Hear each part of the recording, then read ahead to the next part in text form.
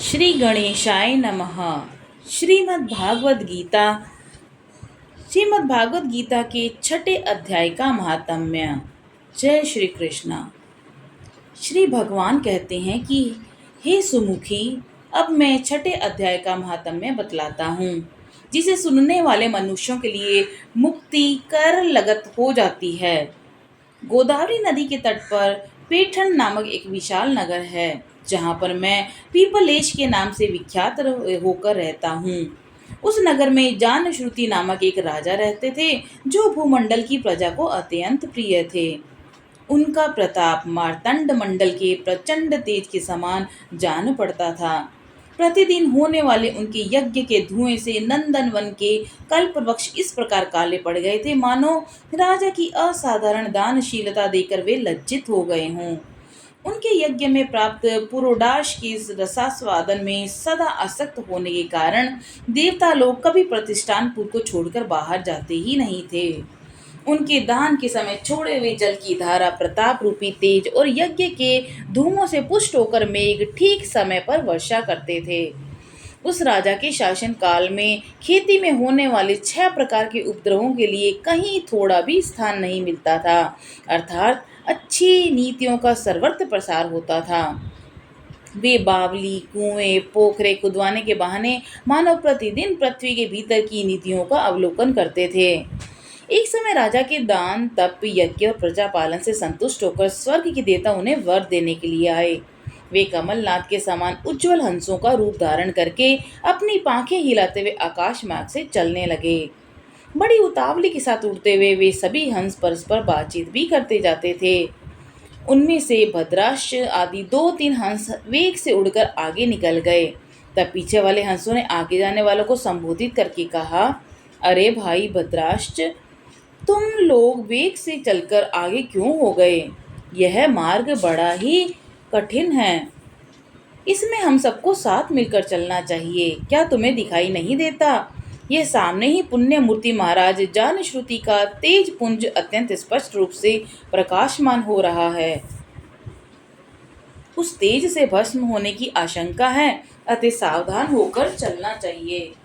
पीछे वाले हंसों की वचन सुनकर आगे वाले हंस हंस पड़े और उच्च स्वर से उनकी बातों की अवहेलना करते हुए बोले, अरे भाई, क्या इस राजा जानश्रुति का तेज ब्रह्मवादी महात्मा रेख के तेज से भी अधिक तीव्र है? हंसों की ये बात सुन के राजा जानश्रुति अपने ऊंचे महल की छत से उतर गए और सुखपूर्वक आसन पर विचार विराजमान होकर अपने सारथी को बुलाकर बोले कि जाओ, महात्मा रेख को यहाँ ले आओ। राजा का ये अमृत के समान वचन सुनकर मह नामक सारथी प्रसन्नता प्रकट करता हुआ नगर से बाहर निकला। सबसे पहले उसने मुक्तिदायिनी काशीपुरी की यात्रा की और वहां जगत के स्वामी भगवान विश्वनाथ मनुष्यों को उपदेश दिया करते थे। उसके बाद वह गया क्षेत्र में गया, जहां प्रफुल्ल नेत्रों वाले भगवान गदाधर संपूर्ण लोगों का उद्धार करने के लिए निवास करते हैं। तदंतर नाना तीर्थ में भ्रमण करता हुआ सारथी पाप नाशिनी मथुरापुरी में गया। यह भगवान श्री कृष्ण का आदि स्थान है, जो परम महान और मोक्ष प्रदान करने वाला है। वेद और शास्त्रों में वह तीर्थ त्रिभुवनपति भगवान गोविंद के अवतार स्थान के नाम से प्रसिद्ध है। नाना देवता और ब्रह्म ऋषि उसका सेवन करते हैं। मथुरा नगर कालिंदी यमुना के किनारे शोभा पाता है। उसकी आकृति अर्धचंद्र के समान प्रतीत होती है। वह सब तीर्थों के निवास से परिपूर्ण है, परम आनंद प्रदान करने के कारण सुंदर प्रतीत होती है। गोवर्धन पर्वत के होने से मथुरा मंडल की शोभा और भी बढ़ गई है। वह पवित्र वृक्षों और लताओं से आवृत है। उसमें 12 वन हैं और वह परम पुण्यवान और सबको विश्राम देने वाले श्रुतियों के सारभूत भगवान श्री कृष्ण की आधार भूमि है। तत्पश्चात मथुरा से पश्चिम और उत्तर दिशा की ओर बहुत दूर तक जाने पर सारथी को काश्मीर नामक एक नगर दिखाई दिया, जहां शंख के समान उज्जवल गगनचुंबी महलों की पंक्तियां भगवान शंकर के अट्ठास की भांति शोभा पाती हैं। जहाँ ब्राह्मणों के शास्त्रीय आलाप सुनकर मूक मनुष्य भी सुंदर वाणी और पदों का उच्चारण करते हुए देवता के समान हो जाते हैं। जहाँ निरंतर होने वाले यज्ञ धुएं से व्याप्त होने के कारण आकाश मंडल मेघों से धुलते रहते हैं और अपनी कालीमा नहीं फिर भी छोड़ते। वहाँ उपाध्याय के पास आकर छात्र जन्मकालीन अभ्यास से ही संपूर्ण कलाएं स्वतः पढ़ लेते थे। और जहाँ माणिकेश्वर नाम से प्रसिद्ध भगवान चंद्रशेखर देहधारियों को वरदान देने के लिए नित्य निवास करते हैं। कश्मीर के राजा माणिकेश ने दिग्विजय में समस्त राजाओं को जीतकर भगवान शिव का पूजन किया था, तभी से उनका नाम माणिकेश्वर हो गया था। उन्हीं के मंदिर में दरवाजे पर महात्मा रेख एक छोटी सी गाड़ी पर बैठे अपने अंगों को खुजलाते हुए वृक्ष की छाया का सेवन कर रहे थे। इसी अवस्था में सारथी ने उन्हें देखा और राजा के बताए हुए भिन्न भिन्न चिन्हों से उन्होंने शीघ्र ही रेखो को पहचान लिया और उनके चरणों में प्रणाम करके कहा, ब्राह्मण, आप किस स्थान पर रहते थे? आपका पूरा नाम क्या है? और आप तो सदा स्वच्छंद विचरण करने वाले हैं, फिर यहाँ किस लिए ठहरे हैं? और इस समय आपका क्या करने का विचार है? सारथी के वचन सुनकर परमानंद में निमग्न महात्मा रेख ने कुछ सोचकर उससे कहा, यद्यपि हम पूर्ण काम हैं, हमें किसी विष वस्तु की आवश्यकता नहीं, तथापि कोई भी हमारी मनोवृत्ति के अनुसार परिचर्या कर सकता है।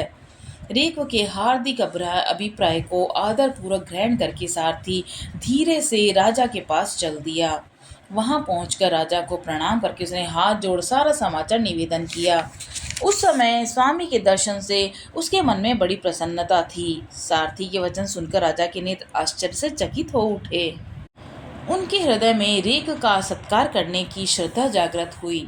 उन्होंने 2 खचरियों से जुती हुई एक गाड़ी लेकर यात्रा की, साथ ही मोती के हार, अच्छे अच्छे वस्त्र और 1 सहस्त्र गौएं भी ली। कश्मीर मंडल में महात्मा रेख जहाँ रहते थे उस स्थान पर पहुंचकर राजा ने सारी वस्तुएं उनके आगे निवेदन कर दी और पृथ्वी पर पड़कर साष्टांग प्रणाम किया।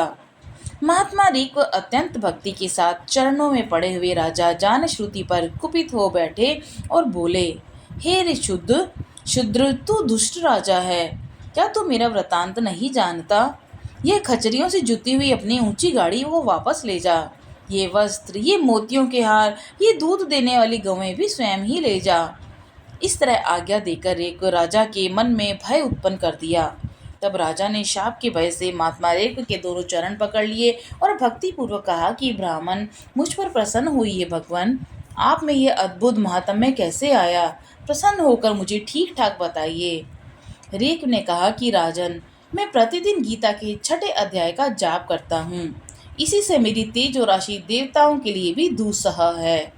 तदंतर परम बुद्धिमान राजा जानश्रुति ने यत्न पूर्वक महात्मा रेख के से गीता के 6ठे अध्याय का अभ्यास किया और इससे उन्हें मोक्ष की प्राप्ति हुई। उधर रेख भी भगवान माणिकेश्वर के समीप मोक्षदायी गीता के 6ठे अध्याय का जप करते हुए सुख से रहने लगे।